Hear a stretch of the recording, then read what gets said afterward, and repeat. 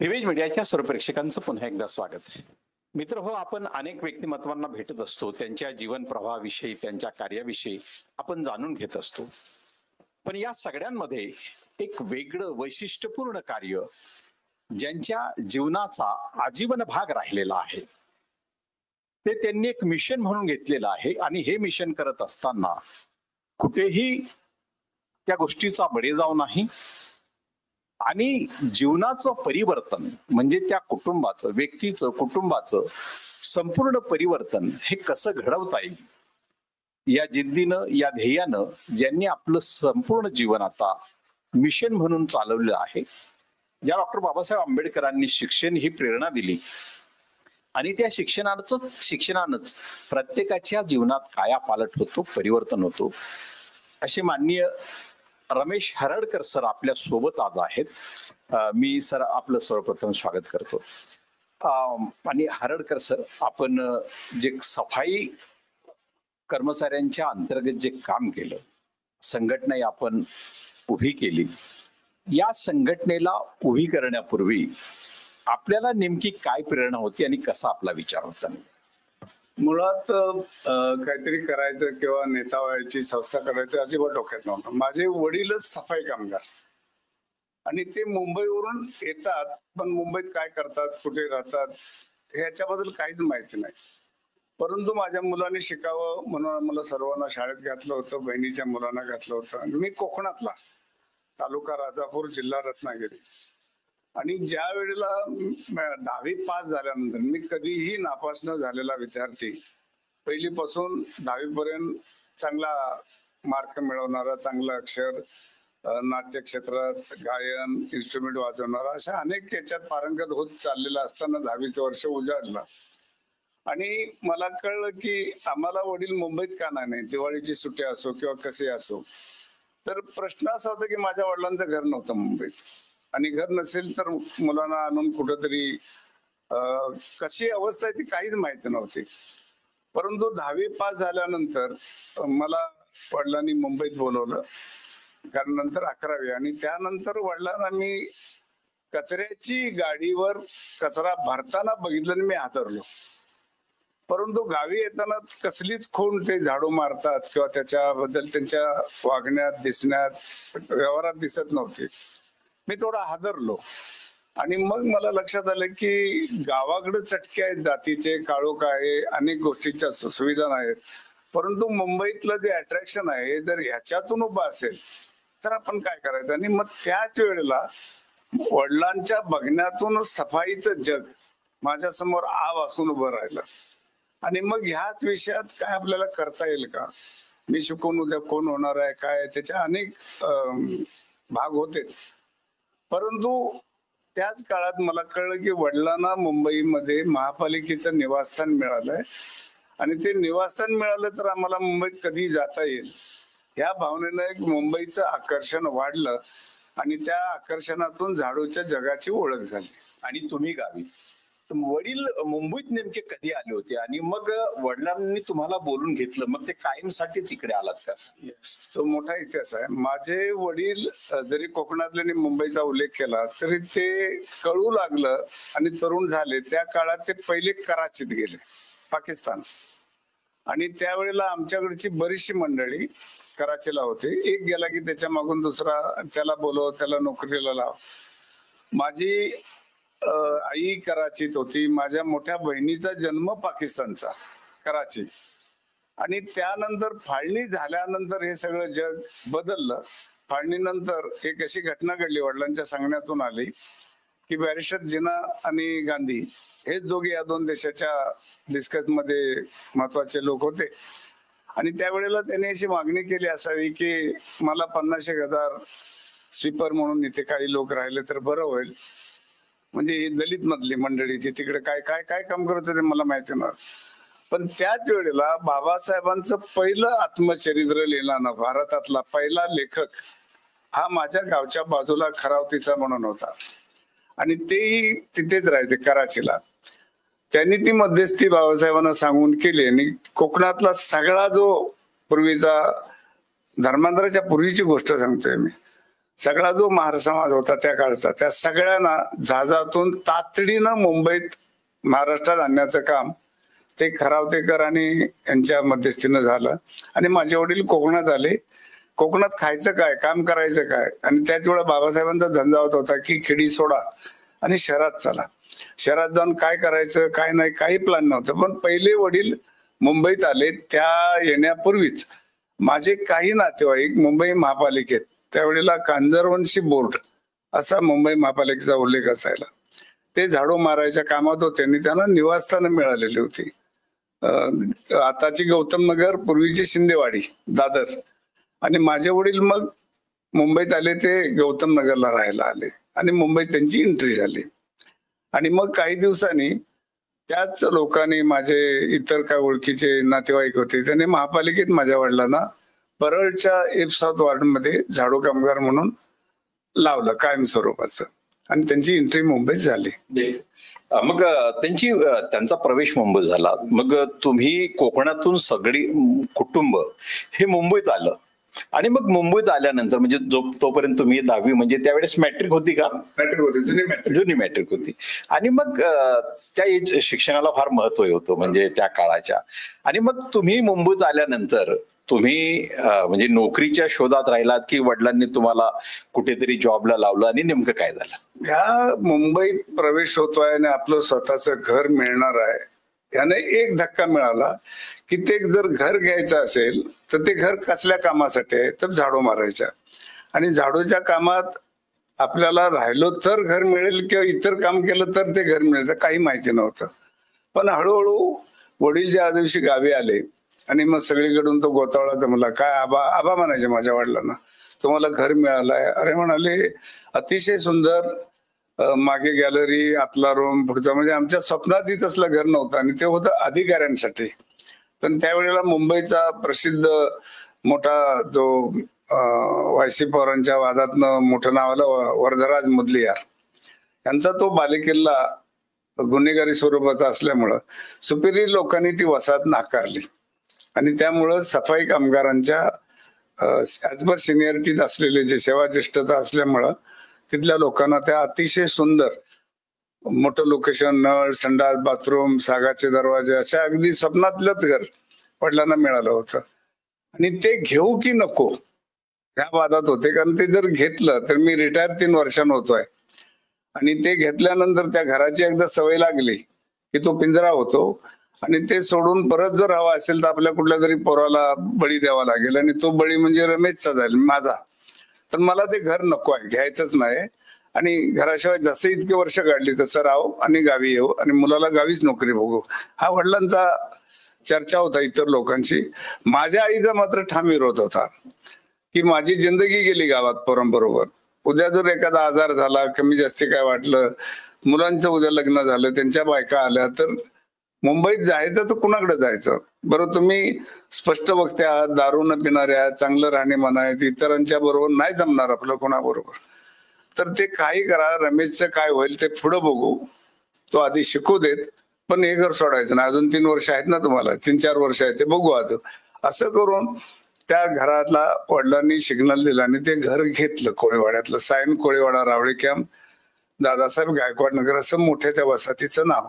आणि त्या घराच्या सुरुवातीला मी मुंबईत आलो पहिला आणि ते घर बघून गेलो. सर, मगाशी तुम्ही उल्लेख केला की आई सुद्धा कराचीला नोकरीला होत्या. म्हणजे आई कराचीला नेमक्या कुठे आणि कशामध्ये नोकरीला होत्या, आणि त्या सगळ्या प्रवासाचा जो त्यांच्या व्यक्तिमत्वावर नेमका काय फरक जाणवला, काय विषय राहिला? माझ्या आईचा, माझ्या 2 आई, माझ्या वडिलांची जी पहिली पत्नी, माझी पहिली आई, तिचा मृत्यू झाला बाळंतपण आजार काहीतरी एक असतो ना असा, त्याच्यातून त्या मरण पावल्या. आणि माझ्या बहिणीला वडिलांनी आजोळातच ठेवलं, कारण जोपर्यंत तिला बघणारं कोण नाही तोपर्यंत आपण लग्न करायचं ना, या विरोधात वडील होते.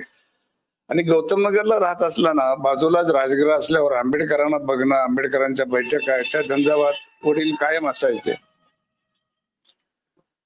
आणि तिथे गेल्यानंतर एक झालं, ह्या घराचं आकर्षण, मुंबईचं आकर्षण बघितल्यावर माझ्या शिक्षणाला ग्रहण लागलं. माझ्या डोक्यात एक गेलं की गावची जातीभेद, त्या सुविधांचं आयुष्य, काळोख, ह्यापेक्षा मुंबईचा झगमगाट हा मला आकर्षित करायला गेला. पण उद्या जर ते घर घ्यायचंच असेल तर मला झाडू मारावं लागेल, आणि झाडूच मारायचं असेल तर शिकायचं कशाला. हा एक सफाई कामगारांच्या हजारो पिढ्या बर्बाद करणारा जो किटाणू किंवा विषाणू आहे तो त्या काळात माझ्या डोक्यात आला. आणि अनेक मित्र म्हणायला लागले की रमेश, घर नसेल तर कुत्र्याचं जिंदगी असते मुंबईत, आणि तुला इतकं सुंदर घर मिळालंय, ते जर सोडलंस तर तू कुठे राहशील, कसा राहशील, तुझं लग्न झाल्यावर बायको कुठे राहिला, अनेक समस्या आहेत मुंबईत घराच्या. आणि असं घर कुणालाही मिळणार नाही, ही एक आलेली संधी आहे. तर ती माझी आई मेल्यानंतर माझ्या वडिलांनी दुसरं लग्न केलं. ती माझी आई, ती माझ्या वडिलांबरोबर आम्ही 4 भावंड होतो, 2 बहिणी आणि मोठी बहिणी पहिल्या आईची. असा सगळा घोटाळा होता. तो गावी राहत होता आम्ही, वडील फक्त नोकरीला. सर, मग मुंबईला तुम्ही नेमकं कोणत्या वर्षी आले, आणि मग मुंबईत आल्यावर तुमच्या जीवनाचा प्रारंभ पुढच्या शिक्षणात झाला की नोकरीमध्ये झाला? मॅट्रिकची परीक्षा झाली आणि रिझल्ट लागण्याच्या अगोदर मी मुंबईत आलो, आणि आल्यानंतर त्या घरातच प्रवेश झाला. म्हणजे जे घर वडिलांनी मिळालं होतं ते माझ्या येण्यानं त्याचं उद्घाटन झालं. सुंदर घर, पुढचा भव्य दिव्य हॉल, त्याच्यामध्ये संडास बाथरूम, 24 तास पाणी, मागचा रूम, त्याच्या मागे गॅलरी, प्रचंड असं ते अट्रॅक्शन होतं. कारण त्याच्यापूर्वी मी एका झोपडपट्टीत वडिलांकडे आलो होतो, तेव्हा मी फुटपाथला झोपलेला आहे. शिवडीच्या ज्ञानेश्वर हायस्कूलच्या फुटपाथवर झोपले. आणि पुढचा प्रवास असा झाला की वडील महापालिकेच्या ह्याच्यात कामाला, ते घर घेतलं ताब्यात, आणि घर घेतल्यानंतर आयुष्यात स्वतःच्या घरात राहण्याचं सुख काय म्हणून आई, माझी सगळी भावंड, माझ्या सकट आम्ही त्या घरात आलो. काही दिवस राहिलो, खर्च वाढू नये म्हणून पुन्हा आई वडील, भावंड आणि आई गावी गेली. मग वडील आणि मीच राहिलो. आणि त्याच वेळेला वडिलांनी मला पहिली नोकरी लावली. घरात बसून काम राहायचं नाही. तेव्हा एम्प्लॉयमेंट एक्सचेंज नावाचा एक प्रकार होता. पहिलं काम मी, सर्टिफिकेट आली होती ती सगळी जोडली आणि नोंद केली. मला वडिलांनी पहिलं महाराष्ट्र जनरल स्टोअर नावाच्या दुकानात 60 रुपयाच्या नोकरीला लावलं. वडील अतिशय मला असे भेटले की जो आधुनिक गाडगे बाबाच होते ते, आणि बाबासाहेबांची भाषणं ऐकलेली, बाबासाहेब डोळ्याने बघितलेलं, त्यामुळे तो प्रभाव विसरण्यासारखा नाही. आणि त्यांच्या जडणघडणीत मी घडत होतो. आणि मग ती नोकऱ्या करता करता मला ICMR, institute for research in reproduction, तिथे एक नोकरी मिळाली. आणि तिथे डॉक्टर लता काडदरे नावाच्या एक डॉक्टर होत्या, त्यांचा परिचय झाला.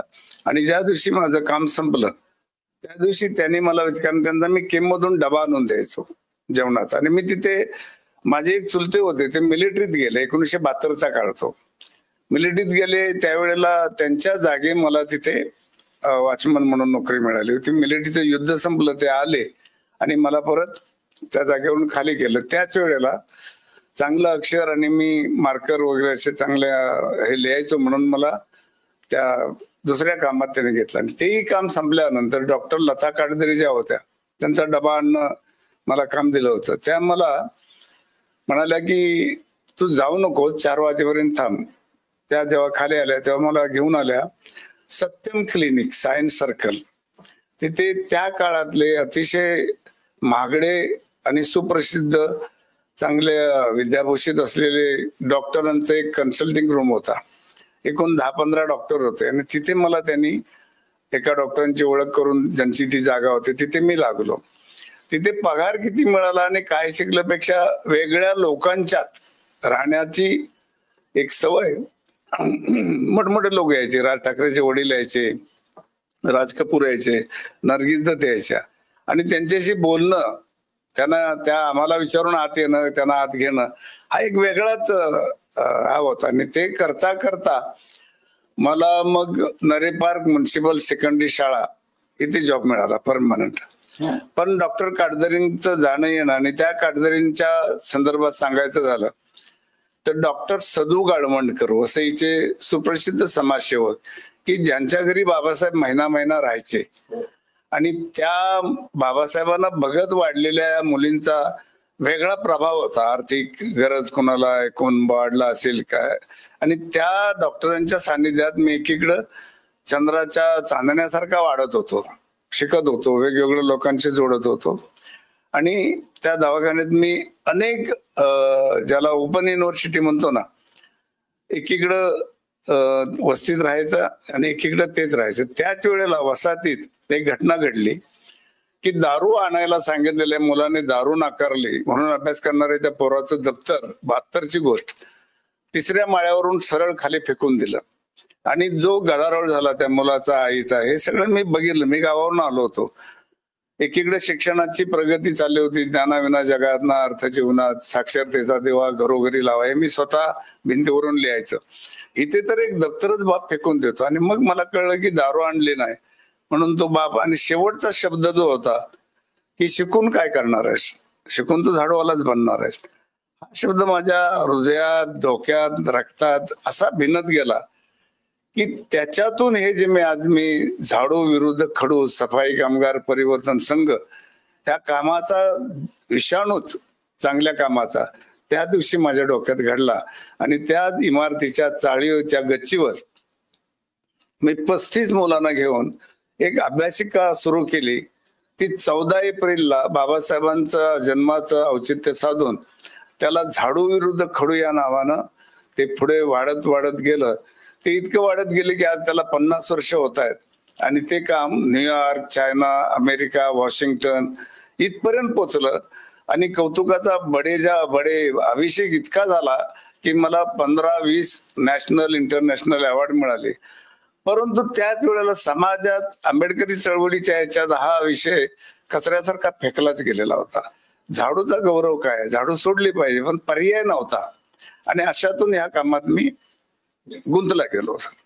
सर, मगाशी तुम्ही जो उल्लेख केला की तुम्ही एका शाळेमध्ये नोकरीला लागलात आणि तुमचं काम गेली 50 वर्ष जे चालू आहे की सफाई कामगार परिवर्तन संघ, तर याच्या माध्यमातून सफाई कर्मचाऱ्यांच्या मुलांना शिक्षणामध्ये आणणं आणि त्याबरोबरच झाडू सोडा आणि खडू धरा, म्हणजे हा जो शिक्षणाच्याकडे नेण्याचा जो प्रयत्न आहे सफाई कर्मचाऱ्यांमध्ये. पण तुम्ही शाळेमध्ये नेमकी कोणती नोकरी होती आणि सफाई कर्मचाऱ्यांच्या कामाकडे तुम्ही नेमकं कसं? त्या शाळेमध्ये मला कामाला जे घेतलं होतं ते अपॉइंटमेंट होते ऍज ए पिऊन म्हणून, शिपाई म्हणून. आणि त्यावेळेला अट अशी होती की महापालिकेची नोकरी मिळते, सुरक्षितता आहे, सगळे आहे, तर ती नाकारायची नाही, आपल्या चॉईस नाही ठेवायच्या. मी स्वीकारलं. आणि तिथे मला तिथले जे प्रिन्सिपल होते त्यांनी माझं अक्षर बघून ड्रॉइंग टीचरच्या ऐवजी मला संपूर्ण शाळेचं देखभाल करणं, सौंदर्य वाढवणं, सूचना लिहिणं. आणि माझी जी पहिल्यापासून इच्छा होती गावापासून की जे स्कूल आपटला जाऊन आपल्याला GD आर्ट म्हणतो ना ते घ्यायचं आणि चित्रकलेचा शिक्षक म्हणून आपल्याला एवढं छोटं स्वप्न होतं. पण या माध्यमातून ते माझं पूर्ण झालं होतं. आणि एक दिवस असं घडलं की काही वर्ष मी त्या शाळेत रमलो, माझं लग्न झालं, एक सुंदर मुलगा झाला. आणि अचानक एक दिवस सुटकी चेहऱ्यानं वडील आले आणि म्हणाले मी सेवानिवृत्त होण्याचं मला पत्र मिळालंय. आणि त्या सेवानिवृत्त झाल्यानंतर या घराचं काय करायचं, सगळ्यांचे चिंतेचे होते. पण आईनं मला धीर दिला की बाबा काही कर, हे घर सोडलास तर तू कुठे जाणार, तू सांग, तुझं लग्न झालंय, तू कुठे राहणार, तुझ्या मुलाला पण गावी ठेवणार का, तू मुंबईत, तो गावी, उद्या आम्ही असू नसू, आमचं वय बघ, तर तू हे खोली सोडू नकोस. आणि तुला तुझ्या सोबतच एका अडाणी आईच्या सानिध्यात तू इथपर्यंत आलास हे आम्हाला भूषण आहे. परंतु उद्या तुझ्याशिवाय तो जर तिथे राहिला तर तो कसा वाढेल, तिथलं वातावरण काय आहे. आणि इथून एक वेगळंच वातावरण सुरू झालं की झाडू सोडू आणि हे घरासाठी काय करू. मग सगळे शिक्षक आणि त्या सगळ्यांच्या चर्चा होताना सर्वांचा ऍडवाइस होता की आम्ही वसईवरून येतो, आम्ही अमरनाथवरून येतो, किती धावाधाव, कुठं राहतो, संडासची हालत काय, तो हे घर सोडू नकोस बाबा. आणि जसं गोलमेज परिषद कॉन्फरन्स होतात अशा आमच्या घरात दररोज चर्चा आहे. फक्त आईचं लीड होतं की काय होईल ते बघू, काहीतरी घालवल्याशिवाय काही मिळत नाही, काय मिळवायचं असेल तर तुझा बळी द्यावा लागेल, पुढं तो बळी थांबेल, या दृष्टीनं तुला सक्षम व्हावं लागेल. आणि एक दिवस शाळेची सन्मानाची अशी ती चांगली नोकरी सोडून तिथला जो ब्रश आहे तो मी कायमचा खाली ठेवला आणि 72च्या 73च्या दरम्यान परळच्या वडिलांच्याच वार्डात मी त्या फक्त घरासाठी हातात झाडू घेतला आणि तो झाडू घेतल्यानंतर प्रत्यक्ष झाडू मारणं आणि ऑब्झर्वेशन करणं, त्याच्यातून मला झाडू कामगाराचं आयुष्य आणि गावकुसाबाहेरचा मारवाडा याच्यातलं साम्य आजही तसंच आहे. बाबासाहेब गेले, त्यांनी संविधान लिहिलं, सगळ्या आमच्या मुक्ततेसाठी सगळ्या सुखी सोयी सुविधा करून ठेवल्या, परंतु त्या इथपर्यंत येत नाहीत, पोचत नाहीत, कुणी त्याला ते सांगत नाहीत आणि त्या जगाची माझी ओळख झाली आणि आपसुक मी त्यात ढकलला गेलो, ओढला गेलो आणि एक बंडाचं वातावरण सुरू करून सफाई कामगार परिवर्तन संघ झाडू विरुद्ध खडू अभियान सुरू झालं सर. सर म्हणजे आता हे सफाई कामगार कर्मचारी कल्याण जो आहे किंवा परिवर्तन संघ जो आहे यामध्ये तुम्ही प्रत्यक्ष कामाला सुरुवात केली. तुम्ही मगाशी उल्लेख केला की बाबासाहेबांनी म्हटलं होतं की खेडी सोडा आणि शहराकडे चला. तुम्ही शहरात आलात, परंतु मुंबईचं जीवनमान जे घरांच्या अनुषंगाने म्हणजे झोपडपट्ट्यांच्या अनुषंगाने जे जीवन होतं त्या जीवनात आपण न जाता एक चांगल्या घरातच राहावं यासाठी तुम्ही व्यक्तिमत्वाचा म्हणण्यापेक्षा एक चांगल्या नोकरीचा बळी दिला आणि तुम्ही तो त्याग केला. आईच्या म्हणण्याला तुम्ही मान्यता दिली. पण जेव्हा तुम्ही ही नोकरी बदलली आणि सफाई कामगार म्हणून तुम्ही जेव्हा काम करायला लागलात तर तेव्हा खेड्यातल्या जाती व्यवस्थेचा अनुभव आणि इथला सफाई कर्मचाऱ्यांमध्ये येणारा अनुभव म्हणजे जातीच्या अनुषंगानेच होता की वेगळा काही होता? एक वेळ खेड्यातलं तो अस्पृश्यता देणारा, चटके देणारा आणि चटके भोगणारा ह्या दोघात तसा काय फरक नव्हता.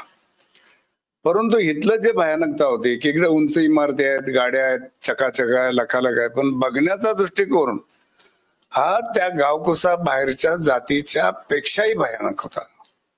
म्हणजे आज इथे कुठल्याही बसमध्ये जा, तिकीट काढ, इथे चढ, हॉटेलमध्ये जा, जरी किती आपण बोलत बसलो तरी मुंबईमध्ये जातीचे झाडू कामगारांच्या चटके मी जे अनुभवलेत ते सर्वांच्या वाट्याला तेच आलेले आहेत. आणि मग गाव सोडून शहरात येऊन परत गावापेक्षा भयानक मारवाड्याच्या जिंदगीत जगायचं, अस्पृश्यतेचे चटके घ्यायचे की त्यातनं मुक्ती घ्यायची, असं एक वेगळं चक्र माझ्या डोक्यात सुरू लागलं. फक्त माझ्याकडे तात्पुरता पर्याय नव्हता की लग्न झालं होतं, एक बाळ आलं होतं आणि जायचं कुठं. आणि त्यावेळेला झोपड्यांचं जे नंतर हे वाढलं होतं, पीक आलं होतं, ते त्यावेळेला नव्हतं. म्हणजे जुन्या चाळी, त्याच्यात पुरुषांनी राहायचं, बायका पोरं गावी, आणि मूळ आमचा शेतीचा व्यवसाय होताच, त्यामुळे वडिलांनी पुन्हा तो सुरू केला होता. परंतु भारतीय जाती व्यवस्थेवर आधारलेली ही जी कामं आहेत, मैत उचलणे, गटारं झाडणे, रस्ते झाडणे, तो कचरा गोळा करणे, शहराबाहेर नेऊन टाकणे, हे आजही माझ्या ह्या कामाच्या झंझावातून दिसलं की एकमेव ही कामं आजही 2025ला मी आपल्या चॅनल तर्फे लोकांसमोर सांगू इच्छितो की आजही बाबासाहेब गेले, त्यांनी संविधान लिहिलं, घटना कुणी लिहिली, याचे जरी अनेक ढोल वाजत असले तरी त्या संविधानाचा काहीही लाभ किंवा त्याचा काय मागमूस आहे तो ह्या वर्गाला आजही कळलेला नाही. तो जर कळला असता तर त्याच्यात बरीचशी क्रांती झाली असती, परंतु तो न झाल्यामुळं आज हजारो लाखाच्या संख्येनं भारतभरचे सफाई कामगार या व्यवस्थेत जगतायत की त्यांच्याकडं कुठलाही माणूस बघत नाही. बाबासाहेबांच्या समाजाच्या अनेक संघटना आहेत, अनेक युनियन आहेत, त्याच्यामध्ये सगळ्या नेत्यांनी आपापली दुकानं लावलेली आहेत, परंतु त्या कामगारांकडे बघणं, त्यांचे प्रश्न काय आहेत याबद्दल बघणारा आजही माझ्या समोर एकाचंही नाव मी घेऊ शकणार नाही. इतकं दुर्दैवानं मला सांगावं लागेल. मी कोणतरी बाबासाहेबांनंतर त्या समाजासाठी काम करणार आहे, पण शिक्षणाचं जेव्हा मी काम सुरू केलं तेव्हा मला जो रिस्पॉन्स मुलांचा मिळाला, म्हणजे त्यांना हवं होतं कोणतरी आईबाप अडाणी, वस्तीतले सगळे कामगार अडाणी, मग त्यांच्याकडे बघणार कोण, त्यांना शिकवणार कोण. मी काय IAS ऑफिसर किंवा मोठा झाला नव्हतो, पण मला जाणीवा झालेल्या होत्या. आणि त्या जाणीव होणारे अनेक आसपास लोक होते, पण ते आपल्या पोराबाळांना आपलं घर, आपलंच भवितव्य, आपलंच फ्युचर बघण्यात, मग ह्या समाजाकडे कोणी बघायचं. आणि त्यात डॉक्टर काटदरेंच्या नंतर मला जी माणसं, त्यांची जात कोण होती, ते कुठल्या देवाला मानत होते, मला त्याच्याशी देणं घेणं नाही. पण माणसाने माणसाशी कसं वागावं, कारण बाबासाहेबांना महामानव का बोलतो, त्याच्या अगोदर अनेक माणसं होऊन गेली ना. परंतु बाबासाहेबांनी जगताना जे चटके सहन केले होते, त्यांना जे स्वतःला भोगावं लागलं होतं, ते भोग आता कुठल्याही आंबेडकरांचं नाव घेऊन वागणाऱ्या नेत्यांना, अधिकाऱ्यांना भोगावे लागले नाहीत, लागत नाहीत. त्यामुळे ते त्या कामाकडं किंवा त्या विषयाकडे बघत नाही. मला ते भोगावं लागल्यामुळं मी त्या विषयामध्ये आलो. आणि मी समाधानी आज या चॅनलच्या 50 वर्षानंतर की मी सगळं बदलू शकलो नाही, पण बदलण्याची एक प्रक्रिया सुरू केली लोक कामगारामध्ये. आणि त्याचं चित्र म्हणजे रत्नाकर गायकवाडांनी या कामाला जी साथ दिली मला, आणि जिथे बाबासाहेब राहिले, जिथे बाबासाहेबांच्या सहकार्याचं नाव आहे जगन्नाथ भातणकर, त्या शाळेत आज हजारो मुलांच्या मार्गदर्शक म्हणून कसलाही बॅनर किंवा झंझावात किंवा व्हॉट्सअपवर लोकांना मी हे करतो ते करतो न सांगता मी ते करतोय. आता माझी तिन्ही मुलं, मी पहिला झाडूवाला असा आहे की ज्या दिवशी झाडू मारता मारता माझ्या मुलानं लोकसत्ताचं कार्ड आणून मला दिलं की बाबा मी या वर्तमानपत्रात उपसंपादक म्हणून राहिलो, मला वाटतं एका झाडू कामगाराच्या प्रयत्नाला किंवा त्याच्या जगात जे मिळालेलं पहिला सन्मान, तो ज्या भारतभूषण असो किंवा कसले काय अवॉर्ड मिळतात ना, पद्मश्री वगैरे, याच्यापेक्षा मला मोठं वाटलं.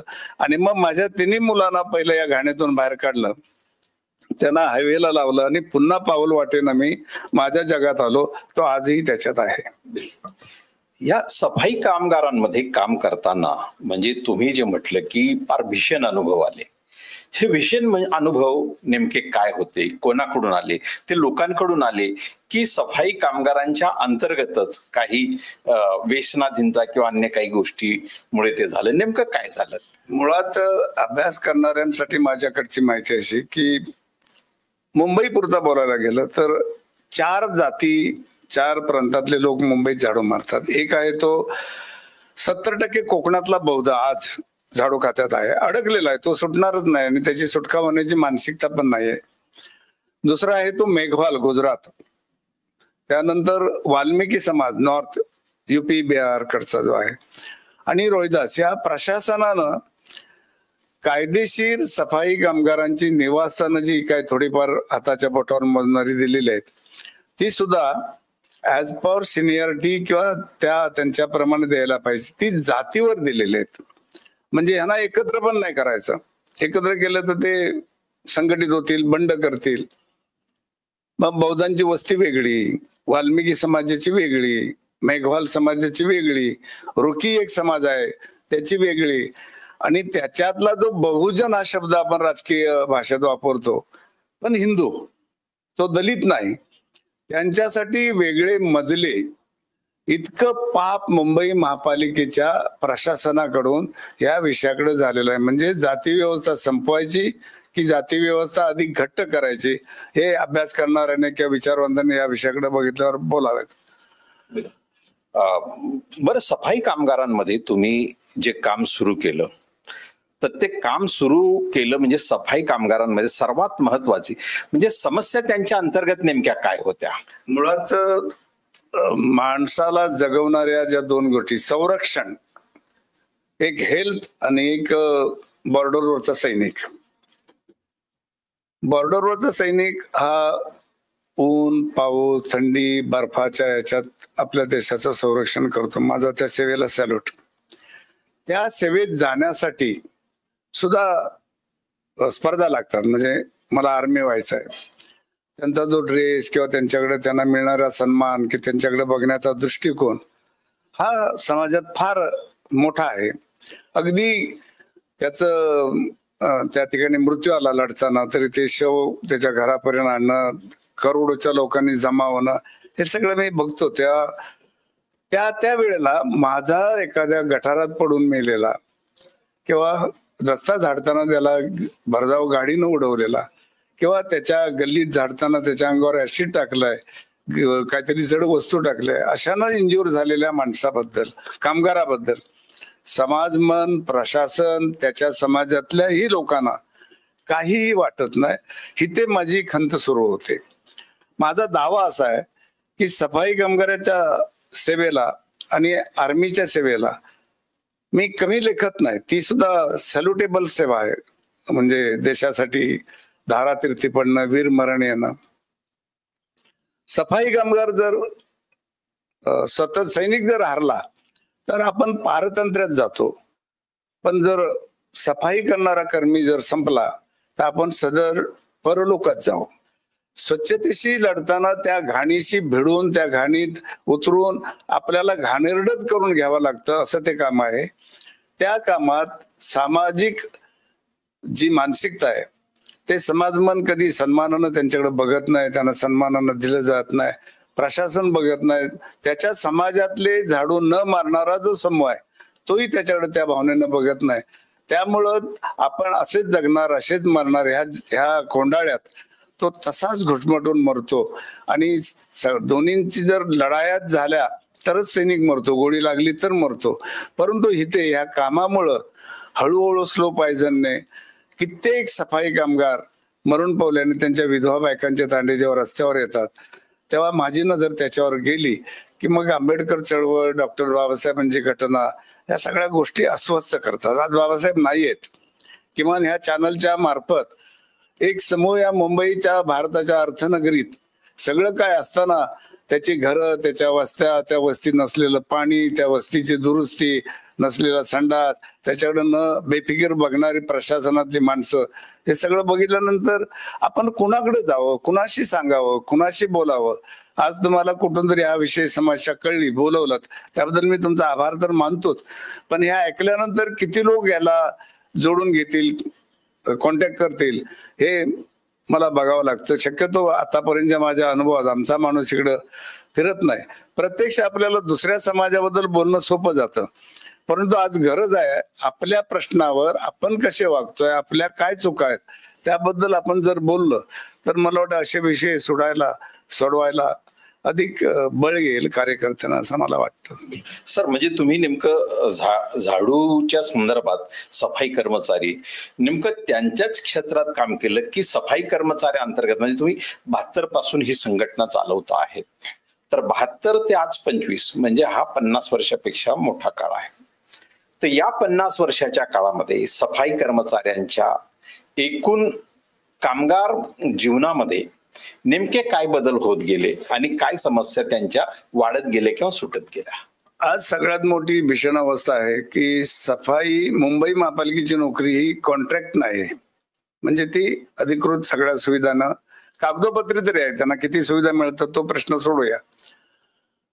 सफाई कामगारांचा विषय मी घेतल्यानंतर, आता हळूहळू शिक्षणाचा प्रसार वाढल्यानंतर, तो बाप रिटायर होईपर्यंत मुलगा शिकत असतो, तो MA होतो, BA होतो, पण ज्या घरासाठी माझ्या हातात झाडू आला ती परिस्थिती जेव्हा त्या घरातल्या तरुणावर येते तेव्हा तो घर नाही सोडत. कारण घराबद्दल आज कळलं तर मुंबईच्या बाहेर तुम्ही अगदी कल्याण, डोंबिवलीच्या पुढे गेला तरी आता घर नाही मिळणार. आणि मग मुंबईतलं घर सोडून मी कसा काय जावं? आणि विद्येविना मती गेली, मतीविना गती गेली, गतीविना हे सगळं जे तुमच्या तोंडपाठ सगळ्यांच्या झालेला आहे, फुलेंचा जो कमीत कमी शब्दामध्ये जो मांडलेला आहे. त्यामुळे सफाई खात्यातला सफाई कामगार व्यसनाधीन असतो, अनेक व्याधीने ग्रासलेला असतो, त्याच्या आर्थिक नाडी संपलेलीच असते. आणि तो मुलगा शिकलेला असतो, पण त्याला जेव्हा झाडू मारायचे तेव्हा तो झाडू स्वीकारणार की नाकारणार? तो नाकारणारच. माझ्या काळातली ती गोष्ट 72ची आहे, पण आज नाकारतात. पण नाकारल्यानंतर तो राहणार कुठे? आणि तो एक प्रश्न बघून रत्नाकर गायकवाड यांच्याशी माझ्या संस्थेच्या वतीनं मी हा डायलॉग केला आणि त्यांना समजून सांगितलं की सर, आमची मुलं शिकतायत, पण शिकून त्या घरासाठी MA होऊन झाडू मारणं हे किती योग्य वाटतो? शिक्षणाचा अवमान वाटतो की नाही? तर त्यांनी तो प्रश्न लक्षात घेऊन एक नवीन GR काढला की घर हे आमच्या कामगारांना असायला पाहिजे. फार कमी लोकांना आम्ही घर दिलेलं आहे, ते घर पण एक संशोधनाचा भाग आहे. परंतु तो जर घर सोडत असेल तर त्याच्या शिक्षणाप्रमाणे त्याला मी नोकरी मिळेल याची हमी देतो आणि तसा ठराव मी या खात्याचा प्रमुख म्हणून करतो आणि त्याने ते बिल पास केलं. आज त्या सफाई कामगाराचा जो पहिला अर्ज जातो, म्हणजे इतक्या युनियन आहेत, एवढं प्रशासन आहेत, पण कुठल्याही कामगाराला आमच्याशिवाय हे बिल पास झालेलं माहितीच नाही. त्यामुळे तो झाडू कामगाराचा मुलगा झाडू खात्यासाठीच झाडू मारायला अर्ज करतो. मला जेव्हा कोणतरी भेटतं तेव्हा सांगतो, अरे आपल्याला हे बिल पास झालंय, ती खोली सोड आणि तू कुठेतरी क्लार्क हो ना. तर त्याही क्लार्कच्या ह्याच्यासाठी ते क्लार्क 10 वर्ष तो पेपर दाबून ठेवतात. म्हणजे त्याला क्लार्कला त्याच्याही पोराला नोकरी नसते ना, या झाडवारीच्या पोराला डायरेक्ट क्लार्क कसं करू. आणि ते एक शोषण आहे. म्हणजे कायदे येतात परंतु त्यांची अंमलबजावणी करताना त्यातले जे अडचणी आहेत, अडथळे आहेत, एकने बघणारा कोणी नसतो. आणि मी काय सगळ्या ठिकाणी पोचेन एवढा काय मी मोठा नावाला आलेला नेता नाही.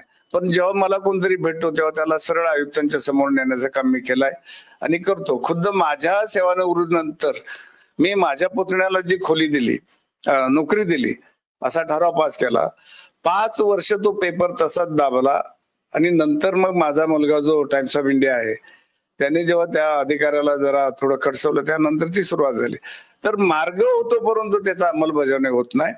आणि आता झाडू मारायची की नाही मारायची, तर सगळ्या ज्या चाळी दिलेल्या आहेत त्या मोडकळीला आलेल्या आहेत. कारण जसं BSTचं घर आहे, HP चं घर आहे किंवा जी एक रिमार्केबल अशी कॉलनी असते तशी सफाई कामगाराला घरं नाहीत. ब्रिटिश गेल्यानंतर ज्या वेकंट झालेल्या जागा होत्या त्याच्यात कोंबलेले आहेत हे लोक. आणि बापाची खोली ही नोकरी कुणाला दिल्यानंतर ते सगळे भाव त्याच्या बरोबर असतात आणि त्या झगड्याचा फायदा प्रशासन घेतं.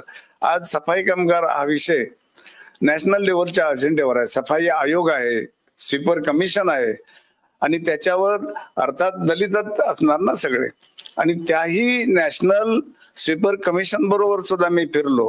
पण त्याच्यावर जी माणसं आहेत ती ह्या समाजाची असून पण त्यांना त्याच्याबद्दल काही वाटत नाही. फक्त त्या पदावर मिरवणं आणि त्या पदाचा लाभ घेणं याच्या पलीकडे काही घडलेलं नाही, घडत नाही. मगाशी तुम्ही एक उल्लेख केला की सफाई कर्मचारी जे आहेत ते या घाणीच्या दुर्गंधी असेल किंवा तिथलं अनारोग्य असेल या प्रकारामुळे ते मोठ्या प्रमाणात त्यांचा अल्पवयात किंवा कमी वयात मृत्यू होतो. आणि त्यांच्या विधवा म्हणजे अनुकंपा तत्वावर असतील ते सगळं तुम्ही पाहतात. पण त्याबरोबर या सफाई कर्मचाऱ्यांमध्ये व्यसनाधीनता किंवा कर्जबाजारीपणा हाही मोठ्या प्रमाणात एक समस्येचा भाग राहिला आहे का? त्याच्यात काही वास्तव आहे का? आणि जर ते वास्तव असेल तर त्याच्या मागे नेमकी काय कारण आहे? नाही, प्रत्येक जातीला त्यांची जात पंचायत नावाचा एक रोग जडलेला आहे. उदाहरणार्थ कोकणातला जो बौद्ध आहे, बौद्धजन पंचायत समिती हा एक रोग आहे. मेघवाल पंचायत समिती, वाल्मिकी पंचायत समिती, रोहिदास पंचायत समिती. आणि ह्या जातीच्या पंचायतीचे प्रमुख झाडवाले असोत किंवा नॉन स्वीपर असोत, त्यांच्या अधिपत्याखाली हे लग्न सोहळे आणि हे रुबाबात व्हायला पाहिजेत. ह्यासाठी प्रत्येकाला वाटतं लग्न एकदाच होतं ना, मग ते कर्जबाजारी करून झालं पाहिजे. त्यामुळं तो त्या फुकटच्या बडेजावात इतर समाजापेक्षाही जास्त कर्जबाजारी होतो.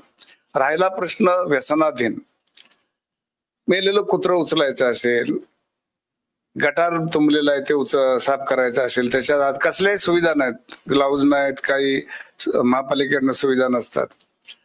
आणि अशा वेळेला नरक ज्याचा वासच आहे, घृणा मनाला घृणा येतील अशा दुर्गंधीत काम करताना लसी किंवा थम्सअप पिण्याचा कोण करेल का? आता तुम्ही विचाराल की तुम्ही झाडू मारताना हे सगळं तुम्ही भोगलात. माझ्या डोक्यावर विटाळ पडलं, गू पडलं, हापकिनचा भरलेल्या उंदराचा ट्रक भरून आम्ही देवनारला नेलेला आहे. त्यावेळेला मला दारू प्यावं वाटलं नाही का? जरूर वाटतं. पण तुमची आजूबाजूची टीम जर चांगल्या लोकांची असेल, तुम्ही चांगल्या लोकात राहत असेल, मी सकाळी झाडू मारणार आणि संध्याकाळी चांगल्या लोकात वावरत असेल, तर त्याचा प्रभाव पडतो आणि त्याच्या भीतीमुळे तुम्ही नीट वागता. ज्या 99% समूहाला चांगली संगतच नाही, चांगले लोक त्यांच्याकडे जात नाही, चांगल्या लोकात त्यांना कोण घेत नाही, त्यामुळे त्यांच्या जगात ते दारू पिऊन धुंद राहतात, त्या धुंदीतच मरतात. आणि मग ज्या स्त्रिया येतात त्यांना सुद्धा विविध कागदपत्राची पूर्तता किंवा सावकारी पास असतो, सावकाराने 500 घेतले त्याची 5000 नोंद होते. आणि आता मुंबई महापालिकेत असे सावकार जसे मैलाचे दगड आहेत ना, तसे प्रत्येक समूहाच्या सावकारांना व्यापलेले आहेत. आणि तिकडे कुणाचाही लक्ष नाही. म्युन्सिपल कोऑपरेटिव्ह बँक जी आहे ती तर ह्याचा अड्डा आहे. म्हणजे त्याला तिथलं कर्ज काढायचे तर त्याची जी सगळी कार्ड कागदपत्रही सावकाराच्या गळ्यात असतात. मध्ये आर पाटलांनी त्याच्या सावकारी याच्यावर, पण तो राजकीय इश्यू आहे. तुम्ही जितके त्यांना त्रास द्याल तेवढं तुमच्या राजकारणाची नुकसान होतं ना, मतदान नुकसान होईल, म्हणून त्याच्यात कोण पडत नाही. व्यसनाधीन आहेतच, मृत्यू हा व्यसनानीच होतो, कर्जबाजारी आहेत, लग्नाचं कर्ज मरणाचं आहे, त्या रूढी आहेत, त्याच्यातून तो सजासजी बाहेर कसा पडेल याच्यातले प्रबोधनाचे विषय हा अत्यंत महत्वाचा विषय आहे. जो आंबेडकर जयंती असतील त्यात आंबेडकरांनी काय केलं हा इतिहास आता तोंडपाठ झालेला आहे बारक्या पोराच्या. पण ते न सांगता समाजातल्या घटकांना आता नवा विचार घेऊन शिक्षणाला कसं महत्व दिलं पाहिजे, आरोग्याबद्दल नवीन नवीन व्याधी येतात. करोनानं तुम्हाला जात दाखवलीच. म्हणजे तो जो शब्द होता सोशल डिस्टन्स, सोशल म्हणजे समाज ना, तो खरा म्हणजे आरोग्याच्या संदर्भातला विषय होता ना. मेडिकल डिस्टन्स असायला पाहिजे, काहीतरी पाहिजे. त्याच्यात सगळ्या लोकांना कळलं. मिलिटरी नव्हती, कोणच फिरत नव्हतं, पण झाडूवाला गल्ली बोळातून दिसत होता ना. म्हणजे आज गिरणी कामगाराबद्दल घराचं बोललं जातं, पोलिसांच्या घराबद्दल बोललं जातं, पण झाडू कामगार हा 100% जो रिझर्वेशन भरलेला आहे झाडू खात्यात, त्याच्या प्रश्नाबद्दल, त्याच्या आरोग्याबद्दल, त्याच्या फ्युचर बद्दल, त्याच्या तरुण येणाऱ्या पिढीबद्दल बोलणारा नेता बाबासाहेबांनंतर आजपर्यंत मला सापडलेला नाही. माझी सगळ्यात मोठी शोकांतिका आहे. बरं, म्हणजे बाबासाहेबांनी हे या ज्या गोष्टी आहेत म्हणजे यामध्ये परिवर्तन एक सांगितलं, पण या सगळ्या सफाई कामगार परिवर्तन संघ याच्यामध्ये मगाशी तुम्ही म्हटलात की व्यसनाधीनता आहे त्याची कारणं आहेत, कर्जबाजारीपणा आहे त्याची कारणं आहेत, पण हे दूर करण्यासाठी म्हणजे कामगार परिवर्तन जो संघ आहे म्हणजे सफाई कामगार परिवर्तन संघ याने प्रशासनाला सोबत घेऊन किंवा आपल्या परीने त्यांच्यामध्ये बदल करण्यासाठी नेमकं काही पावलं उचलली आहेत का? तो एक प्रयोग मी झाडू मारताना पगाराचा जो विषय आला होता तेव्हा वार्ड ऑफिसर तारापूरवाले होते. पगाराच्या विंडो पर्यंत सावकार यायचा आणि पगार घेऊन जायचा.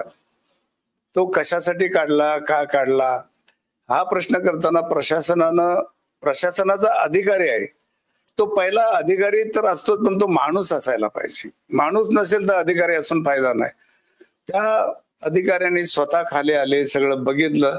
उद्यापासून युनियनचं टेबल सुद्धा नाही, कोण सावकार नाही, फक्त कार्ड असलेला एम्प्लॉई येईल, आपला पगार आरामशीर घेईल आणि झाला. हा होतो, फरक होतो. पण युनियनच्या विरोधात गेल्यानंतर ते जीवावर बेत. माझ्यावर गाडी घालून माझ्या सोबती मेलाने मी जगलो. म्हणजे या घटना सांगत नाही मी काहीतरी केलंय म्हणून, पण माझ्या बाबतीत एक व्रत केलं की चारित्र्यासारखं शस्त्र नाही. मी स्वतः जर दारू पित असेल, कुठल्या बारमध्ये बसलो असेल, असं जर मला कामगार बघतील तर ते माझं ऐकणार नाहीत. त्यांना जर बोलायचं झालं तर मला दारूपासून मुक्त राहावं लागतं, दारूपासून लांब राहावं लागतं. माझ्या घरातलं वातावरण दारूच्या बरबादीत दिसायला नाही पाहिजे. तेव्हा तो ऐकतो नाही, तसा ऐकलेला आहे. अनेकांची दारू सोडवलेली आहे, दारू हा पर्याय नाही. मी पण हे काम केलं, माझ्या मुलांना बघ हे केलं. मी झाडूवाला असताना जर माझी 3 मुलं या घाणीतून बाहेर काढू शकतो तर तुम्ही का नाही करू शकत? मग तुमच्या डोळ्यासमोर ते विजन पाहिजे. नुसतं बाबासाहेबांचे फोटो, जयंत्या, नाच गाणी आणि रेकॉर्ड डान्स याने बाबासाहेबांचं नाव तुम्ही खराब करताय. इतर लोक आपल्याला त्याच्याबद्दल बोलतात, ते जाहीर बोलत नाही, कारण मग इश्यू होतो जातीचा. तर बाबासाहेबांनी सुद्धा हे भोगता त्याचा बाबू करत राहिले असते तर तुमच्यासाठी हे दिवस आले नसते ना. आता तुम्हाला सगळ्या ज्या गोष्टी आहेत त्या स्वस्त मिळत असतील. बाबासाहेबांचा एक शब्द होता, वर्तमान काळातील सुखाच्या मोहाला बळी पडून जो त्याचं आयुष्य बर्बाद होतो, भविष्यकाळ बर्बाद होतो. मी त्या काळी त्या वर्तमान काळातल्या घरासाठी जरी हात पुढे केला तरी माझं विजन मी बाबासाहेब सोडले नाहीत. मी बाबासाहेबांचे प्रार्थना, सफेद कपडे, जयंत्या यात मिरवलो नाही, परंतु त्यांचा विचार घेऊन मी सतत काम करतोय. माझी 3 मुलं काढली, समाजली. मी ज्या वस्तीत राहिलो, रावळी कॅम्प, सायन कोळीवाडा, तिथल्या लग्नाचा खर्च सर्वांना सांगितलं की तुमचं ज्या एखाद्या मुलीवर प्रेम असेल जा बुद्धविहारातने एक 100-200 रुपयात लग्न करा, परंतु कर्जबाजारी होऊ नका. माझ्यावर 5 रुपयाचं कोणाचं कर्ज नाही. मंगळसूत्र ते हजाराचे शालू घेण्यापेक्षा पाच सहा साध्या साध्या साड्या घ्या ना बदलायला. या सगळ्या गोष्टी बोलल्यामुळं माझ्या वसाहतीत मी ते काम केलं. परंतु आता दुसऱ्या वसाहतीत हे करायला गेलो तर तिथं असलेला जो नेता असतो त्याची परमिशन घ्यावी लागते, की बाहेरून आलेल्यानं माझ्याबद्दल बोललं तर हे सगळे अनेक फाटे आहेत त्याला. म्हणजे आज बाबासाहेब जरी आले तरी त्यांना सहजासहजी एखाद्या वस्तीत एका विषयाला जाऊन हात घालता येईल का, इतका तो कठीण. इतके नेते झालेले आहेत, क ख ग घ न जेवढे म्हणतो तेवढ्यांच्या युनियन आहेत कामगार. परंतु मी 2 जी बिलं आणली मुंबई महापालिकेत, एक होता तो सफाई कामगाराचा मुलगा मॅट्रिक किंवा नॉन मॅट्रिक असेल तर त्याला असिस्टंट मुकादमचा जॉब सहजगत्या मिळाला पाहिजे.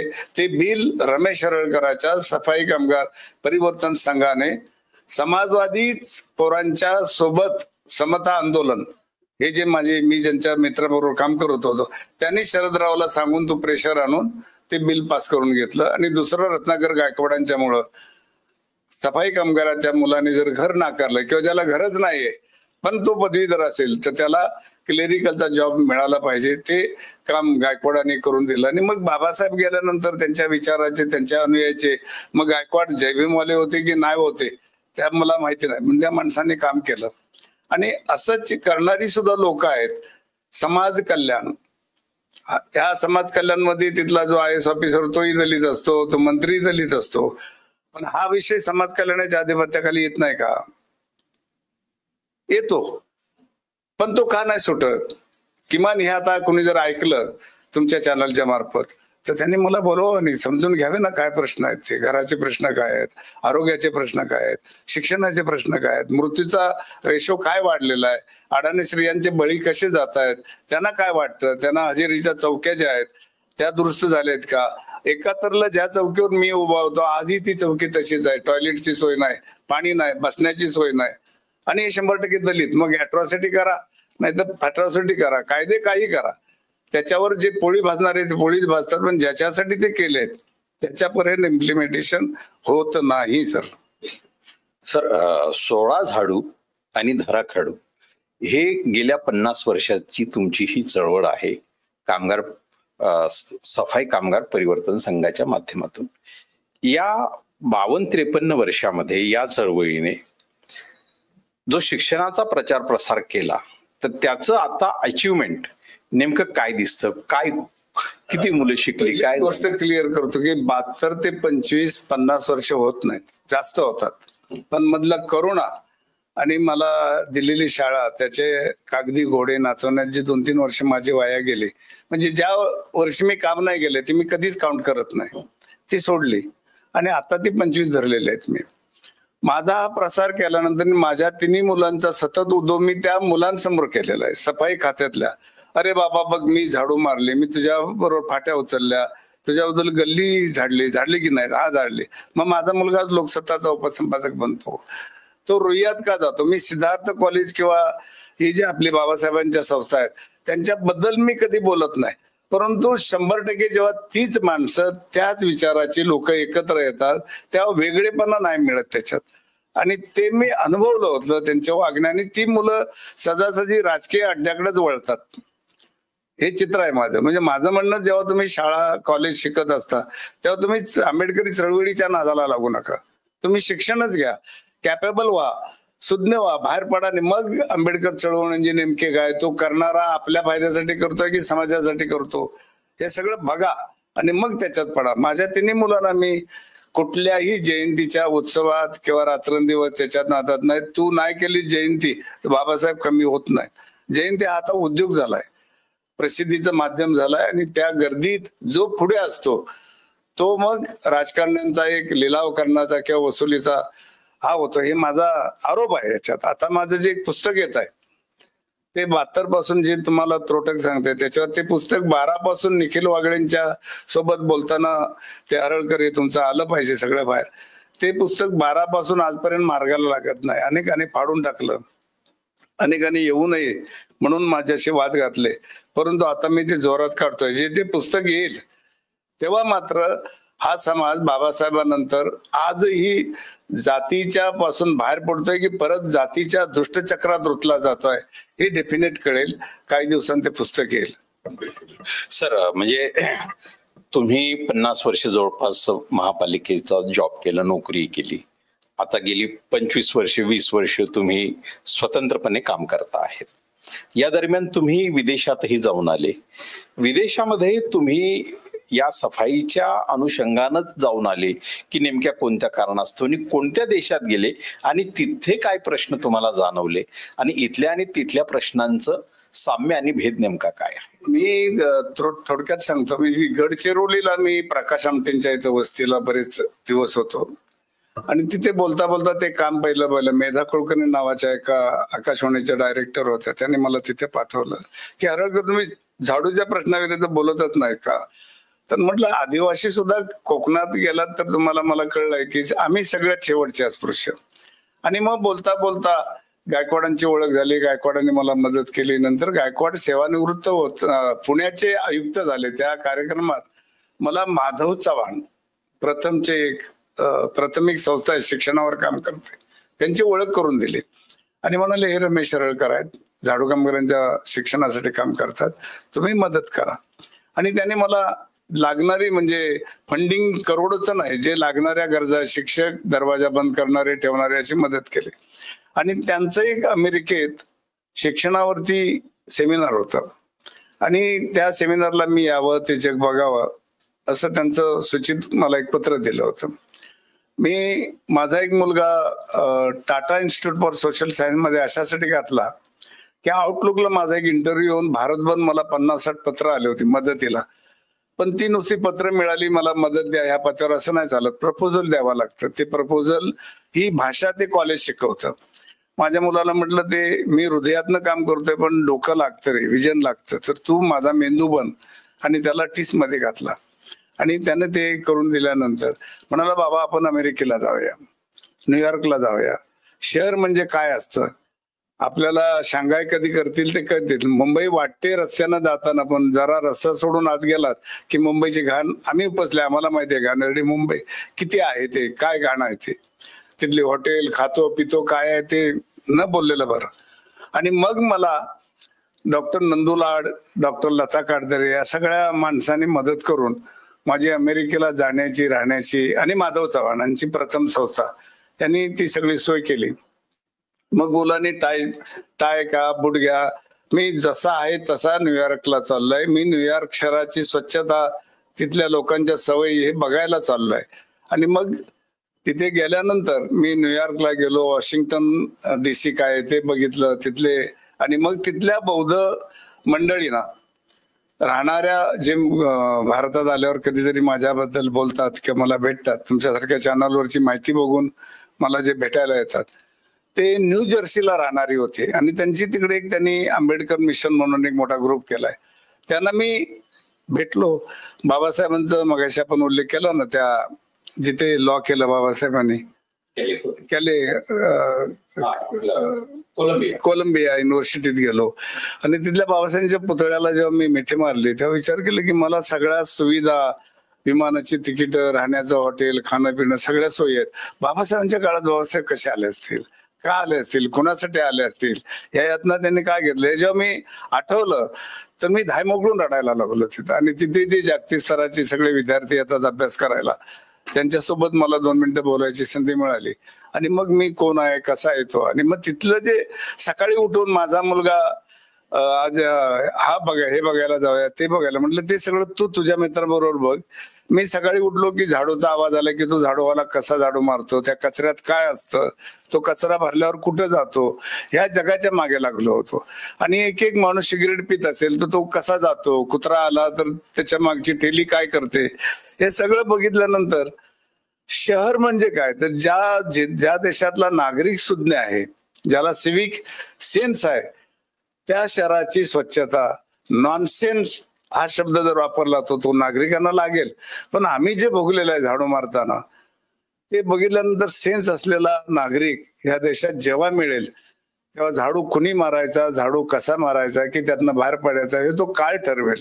पण आज तरी झाडू मारणाऱ्या आई बापांना माझी विनंती आहे की तुमच्या मुलांना हे नवीन नवीन जे कायदे आलेले आहेत, नवीन नवीन नियम आलेले आहेत, सुटकेचे नवे दार उघडी झाले आहेत, ती तुम्ही आम्हाला भेटा. माझा नंबर आहे 9869805556. मी पैसे कधी कुणाचे खात नाही, खाल्लेले नाही आणि याच्या पुढे खाणार नाही. ती स्वच्छता मी माझ्या पर्सनल आयुष्यात ठेवले. कचरा झाडला, पण तुमचं चारित्र्य स्वच्छ नसेल, तुमची वाणी स्वच्छ नसेल, तुमची विजन स्वच्छ नसेल, तुमची नियत स्वच्छ नसेल, तर ती कुठल्याही झाडून साफ करता येत नाही. बाबासाहेबांचं संपूर्ण चारित्र्य बघितलं, त्यांचं नावलौकिक बघितलं, तर कुणाचीही एवढा डाग लावण्याची हिंमत नाही. म्हणून ते सूर्याच्या पेक्षाही तळपतायत आज, आणि कुणाची हिंमत नाही त्याच्या. फक्त त्यांचं नाव घेऊन जे मिनी बाबासाहेब बनवून सगळीकडे जे अड्डे ज्यांनी सुरू केले आहेत, ते अड्डे मात्र आमच्या या विजनला सतत आड येत राहतात, आणि याच्या पुढे ते येऊ नयेत. त्यांनी हा विषय रमेश हरळकरांचा नसून हा समाजाचा एक मोठा विषय आहे म्हणून सगळ्यांनी जर घेतला तर मला वाटतं तो ती जळमट झटकन दूर होईल.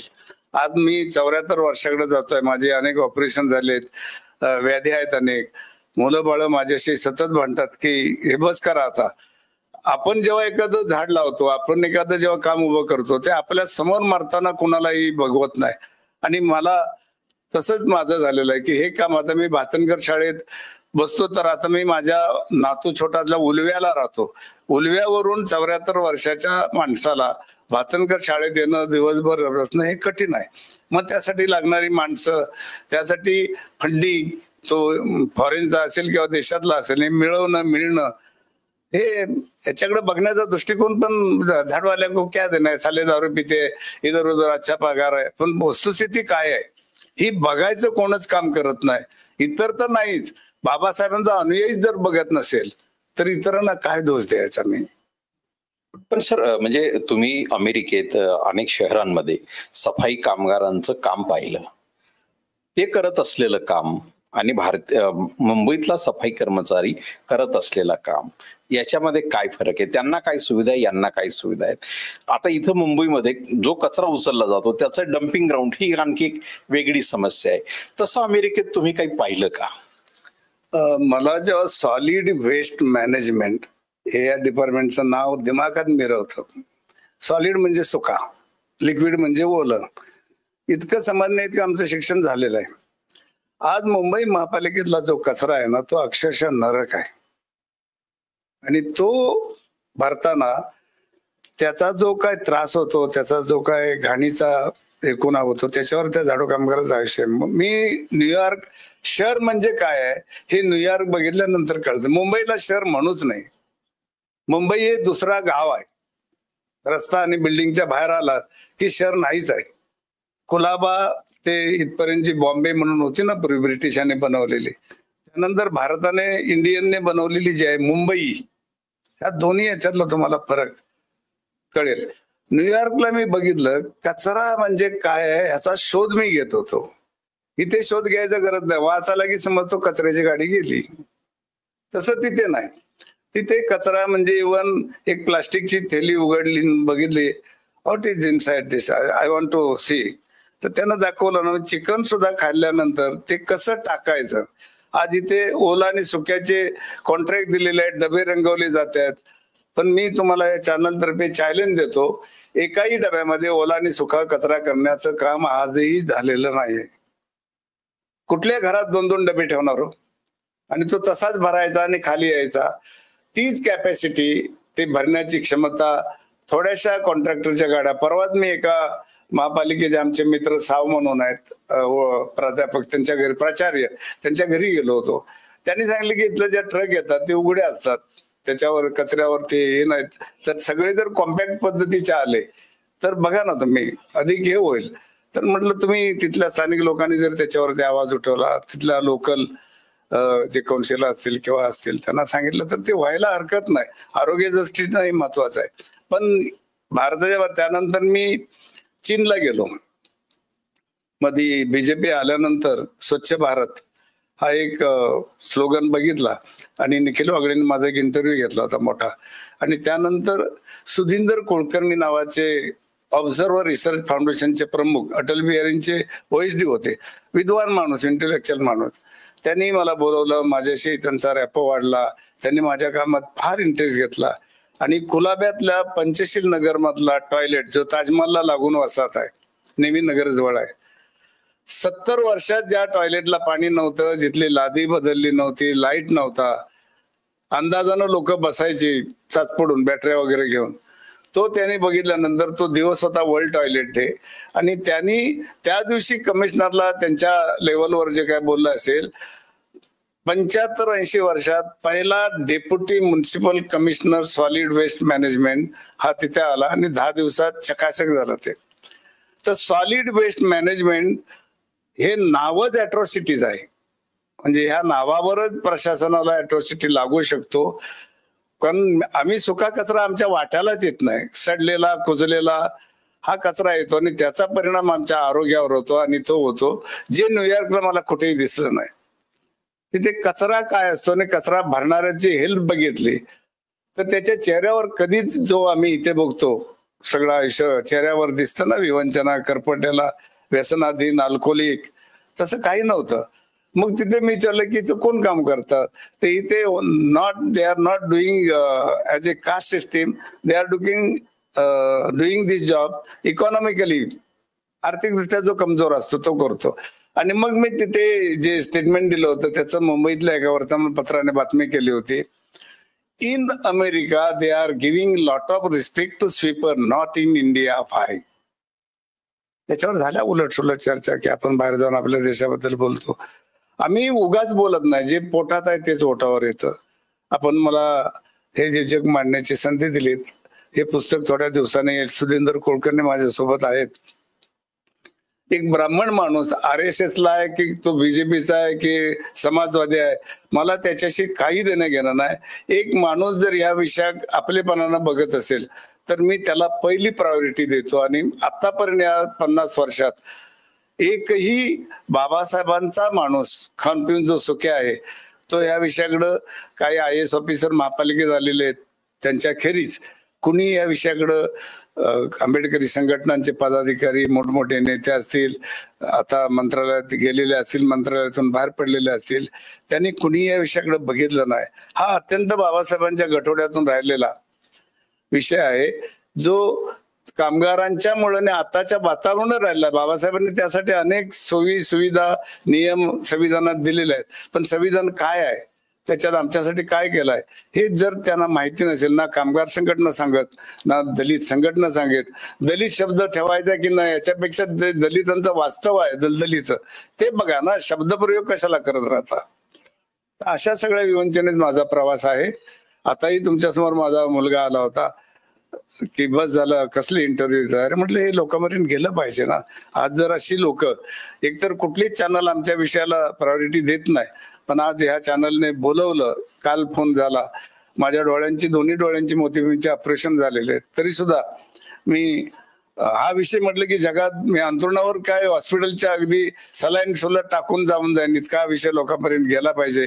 आज ह्या चॅनलच्या तर्फे मी आपणाशी बोलत आहे. म्हणजे शेवटी आता बोलताना म्हणजे हा जो सफाई कर्मचारी जो आहे मुंबईमधला, याचं आता यांच्यासाठी तुम्ही नेमका काय संदेश आता द्याल? आता मी उतरती काळ आहे माझ्या आयुष्याची. आता नुकतीच मुंबई महापालिकेची निवड येईल आणि मुंबई महापालिकेचा विषय हा आमच्या म्हणजे जगण्याची जवळचा, घरादारा, आमच्या समस्यांच्या 100 वर्ष राहून आमची घरं आता खाली होत आहेत दुरुस्तीच्या नावाखाली. ते परत मिळणार आहे काय माहिती नाही. आता मुंबई महापालिकेच्या संदर्भात माझं एक आहे की लोकांनी ज्याला सत्ता दिली त्या सत्तेत असलेल्या माणसाशी बोलणं हे मी नेहमी योग्य मानतो. कारण सत्ता बदलण्याची माझ्यात ताकद नसेल तर मी कशाला त्याच्यात पडू. तर त्यांना जर हे सगळे प्रश्न आहेत आणि त्यासाठी वस्ती वस्तीत जाऊन तो जागर माझा चाललेला आहे की आता दारू, बाटली आणि तुमच्या कुठल्या तरी झाडू न मारणाऱ्या नेत्यांच्या आंबेडकरांचा संविधान बंद होणार आहे की संविधान कोण वापरतच नाही. संविधान जर तुमच्यापर्यंत आलं असतं तर तुमची ही अवस्था झालीच नसती ना. तर तुमच्या प्रश्नावर आता रोखठोक बोलायचं आहे. पाण्याचा आमच्या कधी मिळणार आहे, आम्ही बाहेरून घाण साफ करून येतो तेव्हा पाणी नसतं, कामात पाणी नसतं, घरात पाणी नसतं, आमचं पाणी कुठं जातं, गाड्या धुवायला जातं रस्त्यावर. हे बोलायला शिकलं पाहिजे तुम्ही. ज्याचं जळतं तो जोपर्यंत बोलत नाही तर रेडीमेड लीडर आहे जो, मग युनियन असो जातीचा असो, तो नाही बोलणार. कारण तुम्ही सुधारला तर माझा झेंडा कोण घेईल. तुम्ही जर मोठे झालात तर मी कुणाच्या मागणं फिरू, माझ्या मागून कोण फिरेल. तर आता मुंबईच्या निवडणुकीत मात्र मी काही राजकीय लोकांशी संबंधित बोलणार आहे. जर मला त्यावेळेला चायनाला नेताना मुख्यमंत्र्यांच्या पत्नी होत्या माझ्यासोबत, आता विधान परिषदेचे जे अध्यक्ष आहेत राम शिंदे ते होते. आता ह्या लोकांशी बोलूया. माझा इगो नाही, मला बीजेपीत जायचंय किंवा RSS बाजूला जायचंय. मी माझ्या लोकांशी बोलून बघितल्यानंतर त्यांनी त्या विषयाकडे बघितलं नाही, माझ्याकडे कचऱ्यासारखंच बघितलं. मी नावं घेऊन परत माझं तोंड घाण नाही करत. तर आता त्यांच्याशी मी बोलून महापालिकेतले विषय जर नसतील तर काही कायदेशीर व्यक्ती आहेत, तर अॅट्रॉसिटी जो बनवला होता तो कशासाठी बनवला तोही वापरात आला नाही सर. आम्हाला जी वागणूक मिळते, आम्ही दररोज अपमानित होत असतो, दररोज आमचं हालाकीचं आणि वंचितचं जगणं असतं. आम्ही 100% दलित आहोत. 100% दलित असताना 100% अपमानच आमच्या वाट्याला काय येतो, अन्यायच वाट्याला काय येतो. ह्या सगळ्या गोष्टी आता या निवडणुकीच्या दरम्यान मी जाहीरपणे बोलणार आहे. एक जाता जाता एक प्रश्न असा, म्हणजे मी मागाशी तो विचारला पण तो उल्लेख राहिलेला आहे की मुंबई महानगरपालिकेमध्ये जे कर्मचारी आहेत, खास करून सफाई विभागामध्ये, याच्यामध्ये म्हणजे झाडू कामगार आहे, गटार सफाई आहे, नंतर मेन हॉलमध्ये जाऊन काम करणारे आहेत, नंतर महिलाचं तर आता मला वाटतं ते हे पूर्ण तर नेमका या सगळ्या प्रकारांच्या मध्ये काही थोडस सांगता येईल का प्रकाश पाडते?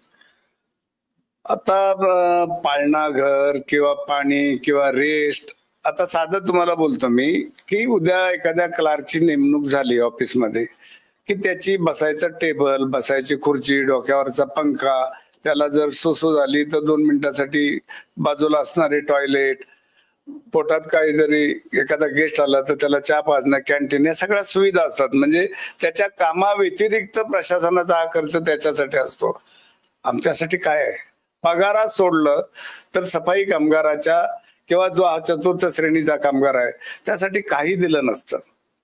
पगार तोही कुत्र्याच्या तऱ्हेनं त्याला दिला जातो. आताचा कुठंतरी तो बँकेत येतोय. तर हे जे सुविधा आहेत, अत्यावश्यक सेवेचं काम आहे हे मान्य केलेलं आहे त्यांनी, पण अत्यावश्यक सेवेला अत्यावश्यक सुविधा देण्याचा प्रश्न जेव्हा येतो तेव्हा ते बघतच नाहीत. त्यांची घरं, त्या घरातल्या सुविधा, तिथलं पाणी, त्याची दुरुस्ती, त्यांचं आरोग्य, हॉस्पिटलला डॉक्टरला भेटायला गेला तर दारूचा वास आला की डॉक्टर पुढचं ऐकतच नाही. नेक्स्ट, अरे पण तो दारू का पितो, तो कोण आहे, तो दारू पितो म्हणून तो दारू न पिता इथं बसलायस, म्हणजे तो घाण साफ करतो म्हणून तुला आरोग्य मिळालंय ना आणि तो रोगी झालाय. ह्या सगळ्या गोष्टी आता ज्यांच्या हातात सत्ता आहे किंवा जे आहे त्यांच्यापर्यंत त्या झाल्या पाहिजे. ज्याचा आजार आहे तो घरी ठेवून, तुम्ही जर त्रयस्थाला सांगितलं डॉक्टरला सांग ताप येतो, तर डॉक्टर म्हणतो त्याला घेऊन ये, मी त्याला पलंगावर झोपवेन, टेटेस्कोप लावेन, त्याचा श्वास बघेन, सगळं बघेन, मग रक्त तपासा, थोकी तपासा, एक्सरे काढा. ह्या ज्या मेथड आहेत ह्या सफाई कामगाराच्या झालेल्याच नाहीत. मी जॉर्ज फर्नांडिसना दिल्लीत विचारलं होतं की तुम्ही कामगार नेते झालात, तुम्हाला बंद सम्राट हे पद मिळालं, पण तुम्ही संप पावसाळ्यातच का करायचे? त्याचं उत्तर देताना ते थोडे गडबडले. कारण पावसात कचरा कुजतो आणि कचऱ्याच्या भीतीनं ते यशस्वी होतात आणि सगळ्यांना नोटांचा पाऊस मिळतो, सुविधा होतात. सफाई कामगार मात्र रस्त्यावर 4 पैसे मिळतील या आशेनं बसत असतो. बाकी तुम्हाला त्या मोर्चात कधीच clerk, OS, head clerk, superintendent हे दिसले नाहीत.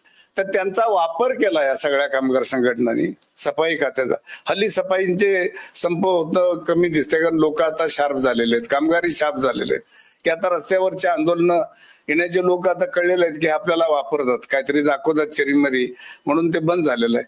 तर सफाई कामगार हा माणूस आहे आणि ह्या कामामुळे उद्भवलेले त्याचे जे प्रश्न आहेत, त्याच्या समस्या आहेत, आरोग्याच्या असतील, 100 वर्ष मुंबईत त्याचं अस्तित्व असताना त्याचं जर घर नसेल आणि काल आलेला आधी फुकट बांधायचं, आज बेकायदेशीर बांधायचं आणि मग त्याला SRA खाली नवीन घर द्यायची, हे एकीकडे चाललंय. याच्या विरोधात दलितातल्या कुठल्याच लोकांनी आवाज नाही उठवला.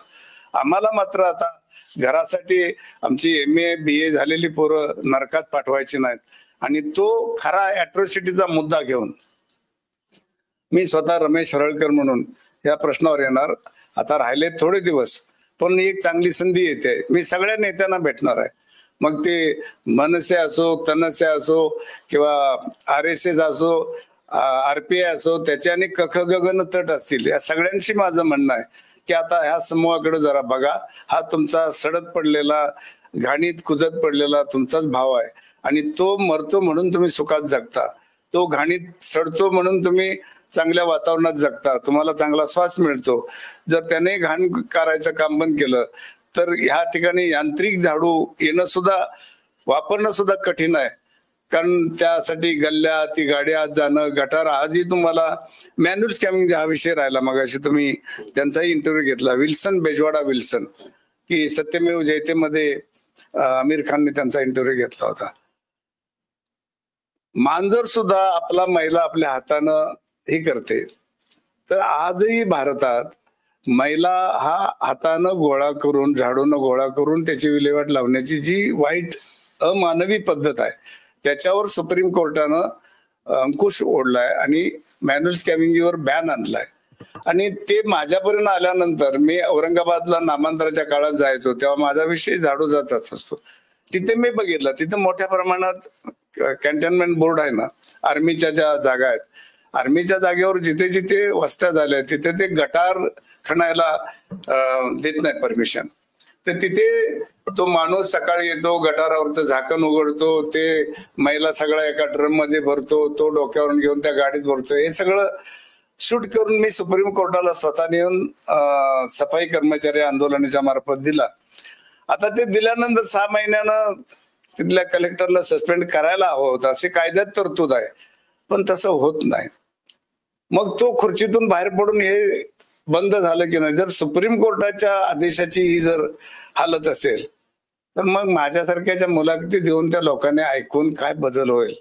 यात जरी मी शासंग असलो तरी शेवटी ह्या माध्यमाचा मोठा होतो. दुसरं, आता माझी मुलं म्हणाले की व्हॉट्सअपवर तुम्ही जेवणावळी आणि खानावळी बघत बसता, तर ह्या विषयावर पण तुम्ही आता बोला, लोकांपर्यंत झाला पाहिजे. मी हा विषय कोण बोलला नाही, ती माझी मोठी चूक आहे. आता मी माझ्याबद्दल बोलणार नाही, ह्या व्यसनाबद्दल बोलायचं सुरू करतोय. आता तुमच्यासारखा जिथे जवळ एक या माध्यमातला माणूस भेटलाय त्याचाही उपयोग मला करून घ्यायला पाहिजे. आणि तुम्ही माझे या माध्यमातले शेवटचे का असे ना गुरुच या माध्यमातले. माझी मुलं आहेत, पण कुठल्याही मुलाला आपल्या बापाला सारखं ते झाडू झाडू काय बोलता, आम्ही बाहेर पडलो, आम्ही सुखात आहोत, आमची स्वतःची घरं आहेत, झाडू खात्यात नाहीत, आमच्या गाड्या आहेत, आता बस करा ना हे जग. तर तसं नाही जमत. बाबासाहेब कुणाच्या लालनजाना किंवा बाबासाहेबांनी त्याग केलेला आहे, पण बाबासाहेब कुणाच्या ह्याच्यात गेले नाहीत, म्हणून त्यांचा आवाज तसा राहिला. तर ह्या दृष्टीनं एवढीच अपेक्षा. धन्यवाद. माननीय रमेश हरडकर सर यांनी आपल्याशी एक दीर्घ संवाद केलेला आहे. बऱ्याच गोष्टी त्यांच्याशी आणखी आपण बोलणार आहोत. प्रत्यक्ष फील्डमध्ये जाऊनही त्यांच्याशी आपण बोलू. त्या ठिकाणी त्यांनी जे जीवनाचं वास्तव भोगलेलं आहे, जगलेले आहेत, आणि त्या जगण्यातून त्यांची एक चीड आणि व्यवस्थेच्या संदर्भामध्ये असणारी त्यांची चीड, जाणीव असेल, या सगळ्या गोष्टी जाणून पुन्हा घेऊया आपण आणि प्रत्यक्ष फील्डमध्ये जाऊन त्यांच्याशी आपण निश्चित बोलू. माननीय रमेश हरडकर सर, आपण त्रिवेज मीडियाला जो आपला बहुमूल्य वेळ दिला त्याबद्दल आपले मनपूर्वक आभार. धन्यवाद. तुमचे मी आभार मानतो.